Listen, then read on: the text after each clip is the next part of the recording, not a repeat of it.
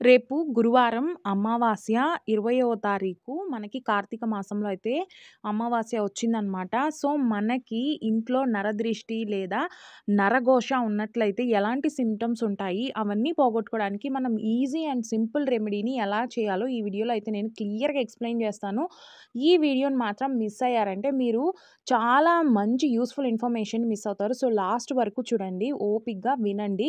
So, మనకి జనరల్‌గా ఏమవుతదంటే పడుకున్నప్పుడు స్లీపింగ్ టాబ్లెట్స్ ఏసుకున్నా కూడా మనకి ఈ జనరేషన్‌లో నిద్ర అనేది పట్టదనమాట. ఎవరో మన చెవులో వచ్చి ఏదో మాట్లాడుతున్నట్లు, లేదా మనము ఇంట్లో తిరుగుతుంటే మన వెనకాల ఎవరో మనుషులు తిరుగుతున్నట్లు అలా అనిపిస్తూ ఉంటుంది కదా! అలాగే కాళ్ళ నొప్పులు, ఒళ్ళు నొప్పులు, విపరీతమైన నొప్పులనమాట. పడుకుంటే నిద్ర రాదు. సడెన్‌గా మిడిల్ ఆఫ్ ద నైట్ 3 గంటలకి, 2 గంటలకి సడెన్‌గా అలాగా మెలుకువ వచ్చేస్తూ ఉంటుంది గదా! సో, ఇలాంటి థింగ్స్ అన్నీ ఎందుకు జరుగుతాయంటే మన ఇంట్లో నరదృష్టి గాని, నరఘోష గాని ఉన్నట్లయితే ఇవన్నీ జరుగుతాయన్నమాట. నరదిష్టి, నరఘోష ఎందుకొస్తాయంటే ఎవరైనా జనాలు మనల్ని చూసి, మన ఎదుగుదలను చూసి అమ్మో! అన్నారంటే నరదృష్టి తగులుతుంది. నరఘోష అంటే మన ఇల్లు కట్టేటప్పుడు ఎవరైనా పనివాళ్ళు గానీ, ఏదైనా జీవాలు గానీ రక్తం చిందించుంటే నరఘోష అనేది జరుగుతుందనమాట. సో, ఇవన్నీ మనం సింపుల్‌గా ఒక చిన్న రెమెడీతో చేసుకుంటే సరిపోతుంది. దీనికి పెద్దగా ఖర్చు కూడా ఏమీ లేదు. అందరూ నమ్మకంతో ఆ శివయ్య మీద నమ్మకంతో కార్తీక మాసంలో ఈ రెమెడీనైతే చేసి చూడండి. ఎంతో అద్భుతమైన ఫలితాలు దక్కుతాయి. ఫస్ట్ మీకు ప్రశాంతంగా నిద్ర అనేది పడతదనమాట. కోటి కోసం కోటి విద్యలు. అలాగే ప్రశాంతమైన నిద్ర కోసము మనం ఈ చిన్న పరిహారాన్ని చేసి చూడండి. మీ పిల్లలకి గానీ, మీ వారికి గానీ, మీ ఇంట్లో ఉండే వాళ్ళందరికి కూడా ఆరోగ్య సమస్యలన్నీ తగ్గిపోయి మంచిగా కెరియర్ గ్రోత్ అయితే జరుగుతుందనమాట. ఇంక సోది లేకుండా మ్యాటర్‌కైతే వచ్చేద్దాము. దీనికోసం మనకు కావాల్సింది ఒక బూడిద గుమ్మడికాయ అండి. గ్రీన్ కలర్‌లో ఉంటుంది గదా! ఆ గుమ్మడికాయ అయితే కావాలనమాట.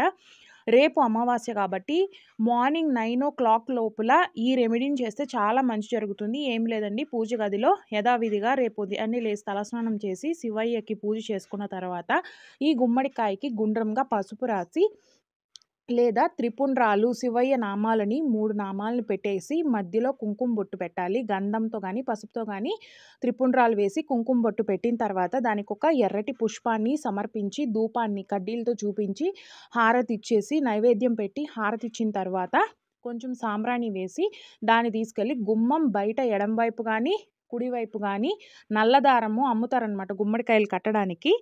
ఆ గుమ్మడికాయలు కట్టడానికని ప్రత్యేకంగా ఒక నెట్ లాంటిది అమ్ముతారు. అది బ్లాక్ కలర్ దారం మాత్రమే కొనుక్కొచ్చుకోండి. 60, 70 రూపీస్ ఉంటదనమాట. దాన్ని తీసుకొచ్చుకునేసి చక్కగా ఒక సీల కొట్టేసి లెఫ్ట్ సైడ్ గానీ, రైట్ సైడ్ గానీ లేదా గుమ్మానికి ఎదురుగ్గా గానీ వేలాడేలాగా ఈ బ్లాక్ కలర్ థ్రెడ్‌లో పెట్టేసి గుమ్మడికాయని అక్కడ తగిలించేసి కార్తీక దామోదరునికి దండం పెట్టుకోండి. మా ఇంట్లో ఉండే ఆర్థిక సమస్యలు, ఆరోగ్య సమస్యలు, నరదృష్టి, నరఘోష అన్నీ పోవాలి. మేము సంతోషంగా, ఆరోగ్యంగా ఉండాలి. మాకు కెరియర్ గ్రోత్ బావుండాలి అనేసి దండం పెట్టుకొని చక్కగా ధూపాన్ని అయితే వేయండి.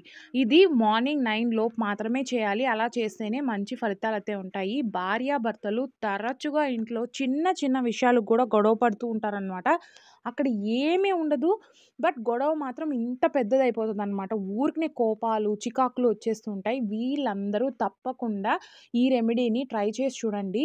నెక్స్ట్ అమావాస్య వచ్చేలోపు మీ ఇంట్లో చిన్న చిన్న చేంజెస్ రాకపోతే నాకు కమెంట్ చేయండి. ఈ రెమెడీని నేను పాటించాను. నా ఫ్రెండ్స్, ఫ్యామిలీ మెంబర్స్ ఫాలో అయ్యి చాలా మంచి ఫలితాలు పొందారు. మీ అందరితో కూడా నేను ఇది షేర్ చేస్తున్నాను. తప్పకుండా మీరందరూ గూడా ట్రై చేయండి. చాలా చాలా మంచి జరుగుతుంది. సో, ఇది ఒక 100 రూపీస్ లోపే అయిపోతదనమాట ఈ రెమెడీ. ఆ తాడు అనేది ఒక 70 రూపీస్ పడుతుంది. బూడిద గుమ్మడికాయ అయితే ఒక 50 రూపీస్ అట్లా అవుతదనమాట. బూడిద గుమ్మడికాయని బేరం మాత్రం ఆడొద్దండి. ఆ అంగడివాడు ఎంత చెప్తే అంతకు తీసుకొచ్చుకోండి. అలాగే బూడిద గుమ్మడికాయని కడగొద్దు. ఎందుకంటే శివుడు భస్మరూపి కాబట్టి దాని మీద ఉన్న బూడిదతో మాత్రమే కడితేనే మనకి ఆ పవర్ అనేది వస్తుందనమాట. సో, ఈ వీడియో నచ్చితే సబ్స్క్రైబ్.